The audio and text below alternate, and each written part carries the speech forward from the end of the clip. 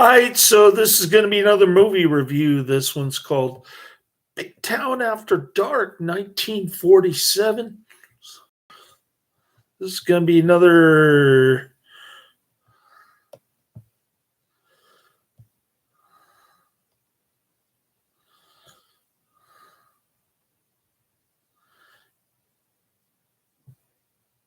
crime drama film. I don't know why they were calling it a Poirot movie. Anyways, I hated this flick. I'm giving it 1 out of 5 stars. Big shot gambler killed as police crash hideout. Trapped by fearless editor. Philip Reed, Hillary Brooke. Big Town After Dark.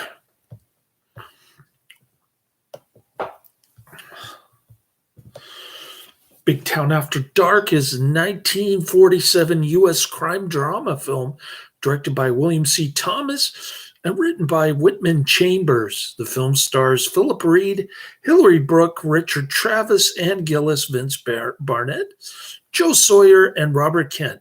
It was released on December 12, 1947 by Paramount Pictures. The film was the third in a series of 4 films based on the long-running radio program Big Town.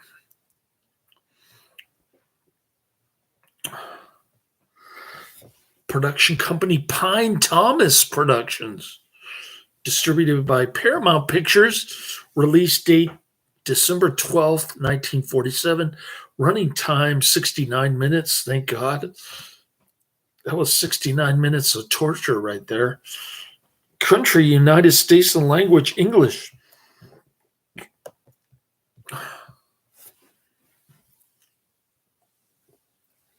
All right. Big Town Dark, 1947, 1 hour, 9 minutes. Gets a mediocre 5.5 out of 10 on IMDb. Only 303 ratings. Somewhat obscure. It's got the same movie poster. Looks like a newspaper ad. Or some kind of, no, it looks like the page of a newspaper, this movie poster. A crusading newspaper reporter battles big city gambling interest. Wow. I'm not intrigued by this. More like this, Please Murder Me, Shed No Tears Behind Green Lights, and Blonde Ice. Blonde Ice is a great flick. The failure of the original copyright holder to renew the film's copyright resulted in it falling into public domain, meaning that virtually anyone could duplicate and sell a VHS DVD copy of the film. Therefore, many of the versions of this film available on the market are either severely and usually badly edited and or of extremely poor quality, having been duped from second or third generation or more copies of the film. I watched this for free on Cult Cinema Classics. And the quality, I didn't notice the quality of the print had been duped. Anyway, here's a quote from Susan Peabody LaRue, putting down her poker hand. Full House, Kings on the Roof. Opening credits are shown on the playing cards of a gambling table, followed by Big Town Scandal, 1948. All right, here's a more flattering review on IMDb from Arsunsa, November 28, 2005. Arsunsa gives it a 7 out of 10, a much higher rating. I'm only giving it a 2 out of 10. I thought it was boring, confusing, not very believable. I just couldn't get into it. It's trying to be film noir, but it's just It's just not there. It's not doing anything for me. All right, successful formula as before, sharply scripted is the title of the IMDb review. Big town, a shallowly disguised New York City, is of importance in a number of modes for popular United States culture, initially being a radio program from 1937 until 1962, then on to television episodes 1952 to 1956, and eventually as a comic book series 1956 to 1958, with the protagonist in each manifestation being Steve Wilson, originally a reporter working for the Big Town Illustrated Press, later becoming its editor-in-chief and playing in this, the third of 4 films based upon the radio show by Philip Reed, who is featured in all of the 4. In the production here, Wilson's almost girlfriend and ace crime reporter, Laura Lee Kilburn, Hillary Brooke, after her first novel had been accepted for publication, gives him 2 weeks' notice of her resignation from her newspaper position, but to her chagrin, she is almost immediately replaced by the Illustrated Press owner's niece, Susan Ann Gillis, who by appearances also wedges herself into Steve's affections, although in reality, he is using her to discover information of crooked big town activity involving an illegal gambling ring that preys upon college students. Well, got to get that gambling ring. Susan is possibly not what she appears to be, and while Steve explores the girl's connection with local gambling kingpin Chuck LaRue, played by Richard Travis, they just happen to be married, owner of the Winners Club, a night spot for gambling that is near to the campus where Susan attends. Laura Lee also investigates her new rival's activities, with their efforts yielding more than she has expected, as all 3 of them may be in serious peril from the forces of evil, that evil card operation. This is better than a routine B programmer, as it provides some incisive and hard-bitten dialogue, clever subtext based upon poker playing, and a generally edgy quality pervading the characterizations that lifts the work above the norm. And in spite of budget restrictions that rule out retakes and a necessity for filling demands of its melodrama genre, there's plenty of business for a viewer to enjoy.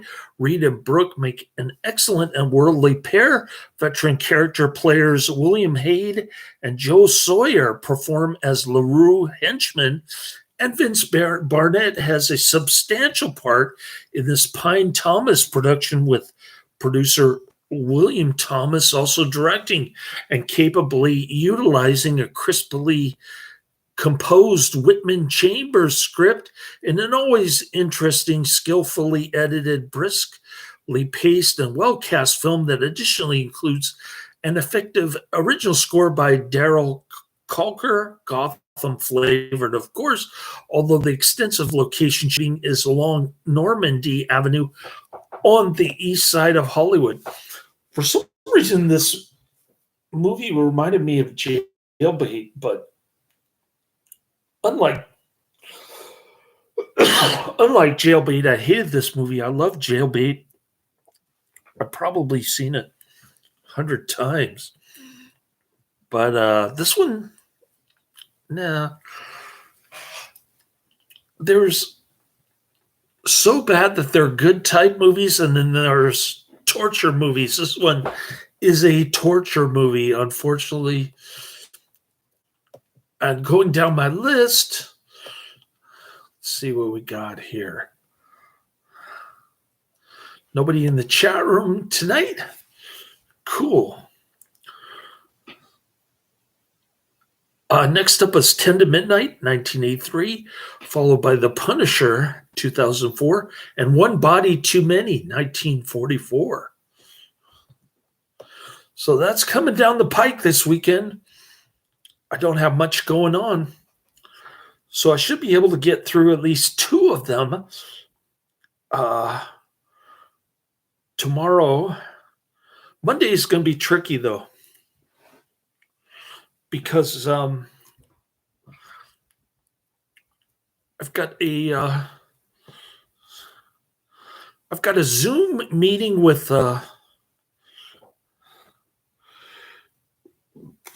the people who finally put together my son's life insurance policy. I gotta get my son to sign this thing, and yeah, pretty cool stuff. I got my son life insurance. I'm waiting for the insurance settlement, the bulk of which will probably come in July, and then I can just pump 25,000 into my son's life insurance, and it will pay him up through age 120. So some exciting things happening. I'm very close to getting a settlement finally for the housing situation. The downside of that is that I have to look for a new place to live before the summertime, I guess. It's looking more and more like a possibility, but we'll see what happens during the mediation on May 15th. We'll see how that goes. Anyways, that's the end of my review. I really couldn't get into this crime drama. It wasn't really a noir. It wasn't one of those Ed Wood type movies. It was just boring. And I couldn't get into any of the characters.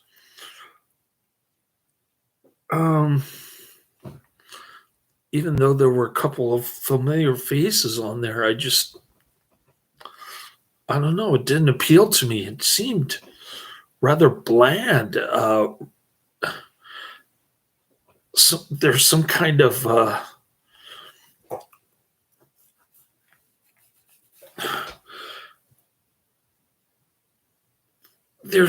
of shenanigans going on where the niece is faking a kidnapping to extort $50,000 from her uncle.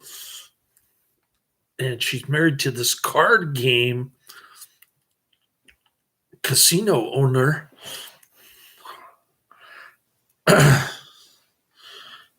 And she's pretending to have the hots for two different men. This gal is bad news. And yeah, so there's that. Her uncle buys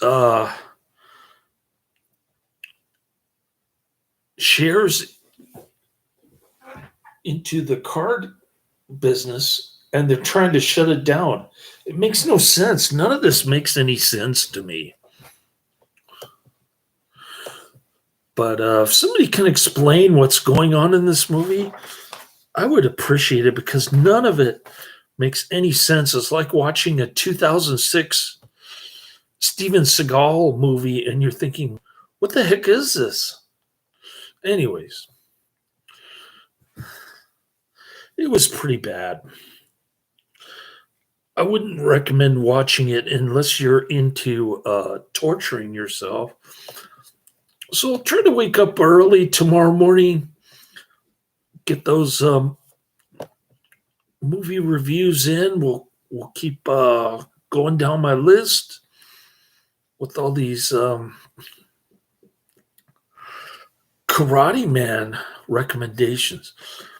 A lot of these are Karate Man recommendations. I'm finally in the Charles Bronson section, and I got past Stallone and Chuck Norris. I'd like to watch some of the new Steven Seagal movies where he's like 70 years old and he's got the huge gut and he's got a body double. Those are the movies that I want to watch later.